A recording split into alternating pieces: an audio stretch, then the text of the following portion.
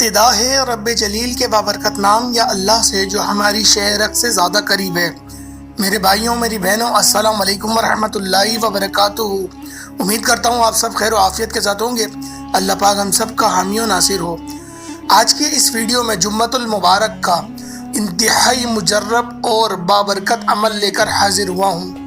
میرے بھائیوں، ایک میری بہن نے سوال کرا تھا، یقین کریں جو ان کے سوال کا جواب میں دینے لگا ہوں، آپ کی ساری پریشانیوں کا حل صرف اس ایک سوال کے اندر چھپا ہوا ہے۔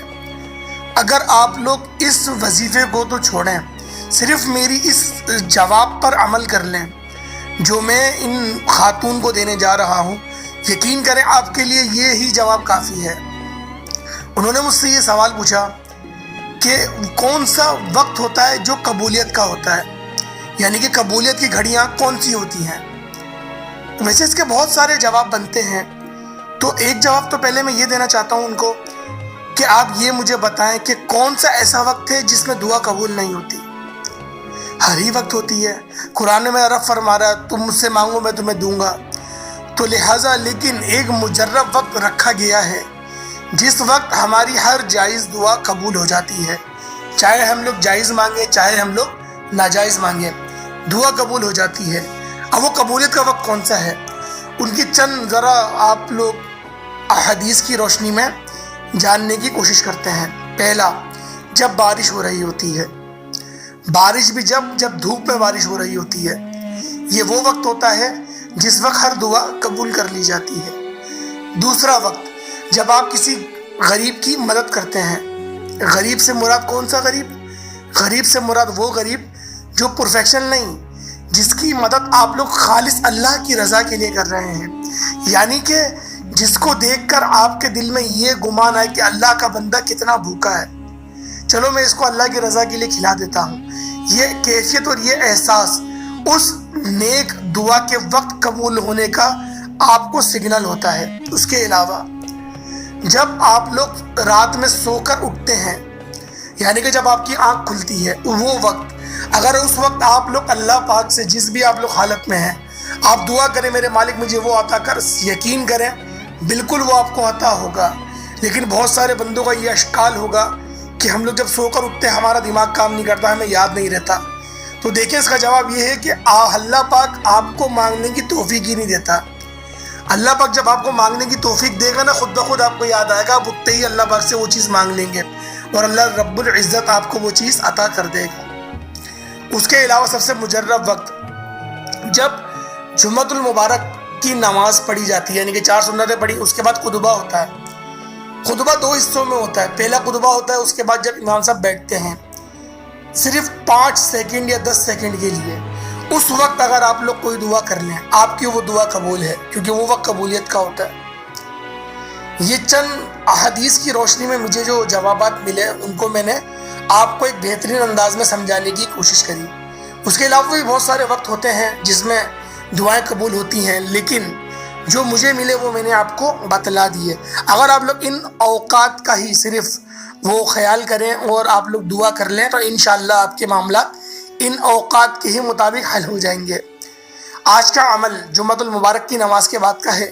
اللہ پاک کا ایک صفاتی نام ہے یا مغنی، صرف اس کا عمل ہے، لیکن اس عمل کو کرنے کا ایک خاص طریقہ ہے، ایک خاص ترتیب ہے۔ اگر آپ لوگ چاہتے ہیں کہ اس عمل کی آپ کو خاص اجازت مل جائے تو آپ لوگوں نے ویڈیو لازمی پوری دیکھنی ہے، ویڈیو کو لائک کرنا ہے اور کمنٹ کے اندر اپنا نام لازمی لکھ دینا ہے۔ نام اپنا لکھ دیا کریں، نام لکھنے سے یہ ہوتا ہے کہ آپ کا نام لے کے دعا کر دی جاتی ہے۔ اگر آپ لوگوں نے اجازت حاصل نہیں کرنی تو آپ لوگ دعا کے لیے نام لکھ دیا کریں، لیکن نام لکھ دیا کریں کمنٹ کے اندر۔ اچھا عمل کیا ہے؟ جو اب ہم لوگ جمعۃ المبارک کی نماز پڑھ لیں گے، یعنی کہ 2 فرض جو امام صاحب کے پیچھے پڑھتے ہیں، وہ فرض پڑھنے کے بعد صرف 313 مرتبہ اول آخر درود ابراہیمی پڑھ لیں اور درمیان میں صرف 313 مرتبہ یا مغنیوں یا مغنیوں یہ آپ لوگ پڑھ لیں۔ اس کے بعد آپ لوگ دعا مانگ لیں، یقین کریں جو مانگیں گے آپ کو عطا ہوگا، جو آپ چاہیں گے عطا ہوگا، بے فکر ہو جائیں۔ اس عمل کو آپ لوگ جمعے سے جمعے تک جاری و ساری رکھیں، یعنی کہ ایک جمعے کو عمل کرا، اس کے بعد ہفتے کے دن ظہر کی نماز کے بعد عمل کرا، اس طرح سے آپ لوگ اتوار کے دن، پیر کے دن، یعنی کہ جمعے سے جمعے تک آپ لوگ اس عمل کو کریں۔ اس عمل کو کرنے کی برکت آپ کو پہلے دن ہی نظر آ جائے گی. اس کے علاوہ دوسرے دن تیسرے دن جب آپ لوگ اس عمل کو کرتے رہیں گے، جتنی بڑی تعداد میں آپ لوگ اس عمل کو کریں گے، یقین کریں وہ سب تعداد آپ کو بہت بہترین انداز میں صلہ میرا رب آپ کو عطا کرے گا. اس کے علاوہ درود پاک جو اول آخر آپ لوگ پڑھیں گے وہ آپ لوگ 100 مرتبہ پڑھیں گے تو زیادہ بہتر ہے. میں نے آپ کو 3 بار کہا ہے، لیکن 100 مرتبہ پڑھیں گے. چاہے چھوٹا درود پڑھ لیں، صلی اللہ تعالیٰ علیہ وسلم پڑھ لیں، کوئی مسئلہ نہیں ہے، لیکن 100 مرتبہ پڑھ لیے گا اول اور 100 مرتبہ آخر. کیونکہ جمعے کے دن درود پاک پڑھنے کی بہت بڑی فضیلت آئی ہے. اول تو آپ لوگ صرف درود پاک ہی اگر پڑھ لیں نا 200 مرتبہ تو یہی کافی ہے. کیونکہ یہ دن دنوں کا سردار ہے، یہ دن عید کا دن ہے. یہ وہ دن ہوتا ہے کہ اللہ پاک ہمیں کہتا ہے کہ سارے ہفتے تو نے گناہ کرے نا، ایک دن تو آجا نماز پڑھنا ہے. اللہ کو پتا تھا نا کہ آنے والی امت اس سے یہ 5 نمازیں بھی نہیں پڑھی جائیں گی، لیکن ایک خاص دن عطا کر دیا جسے عید کا دن کہہ دیا کہ جو باغی مسلمان 6 دن تک مسجد کو پلٹ کے نہیں دیکھ رہا، لیکن وہ آج جمعے کی نماز کے لیے نہا دھو کے شلوار قمیص پہن کے آ گیا اور حاضر ہو گیا، میرے مالک بڑا گنہگار ہو، 2 فرض پڑھے پھر بھاگ گیا. کیفیت یہ ہوتی ہے ہماری. لیکن اللہ پاک کو وہ 2 فرض بھی بڑے پسند ہیں، کیونکہ اللہ پاک نے ہمیں بخشنے کا بہانہ بنا دیا نا، بخشنا چاہتا ہے ہمیں، تو لہٰذا اس نے کہا چل یار 2 رکعت سے بھی بخش دیتا ہوں.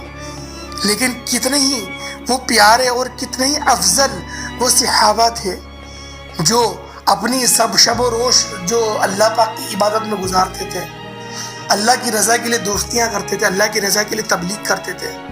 آج تو تبلیغ کرتے ہوئے بھی فرقہ واریت جھلکتا ہے. جس کو دیکھو فرقے کی تعریف کرتا ہے. میں مولانا الیاس قادری صاحب کی تعریف کروں گا تو دیوبندی مجھ پر چڑھیں گے، قاری جمیل کی کروں گا تو بریلوی مجھ پہ چڑھیں گے. تو آپ یہ بتائیں کہ کہاں جائیں مسلمان؟ آپس میں لڑتے رہیں. اگر آپس میں لڑتے رہیں گے تو آپ یہ بتائیں امت کب بنیں گے؟ امت غزوہ ہند کب لڑیں گے؟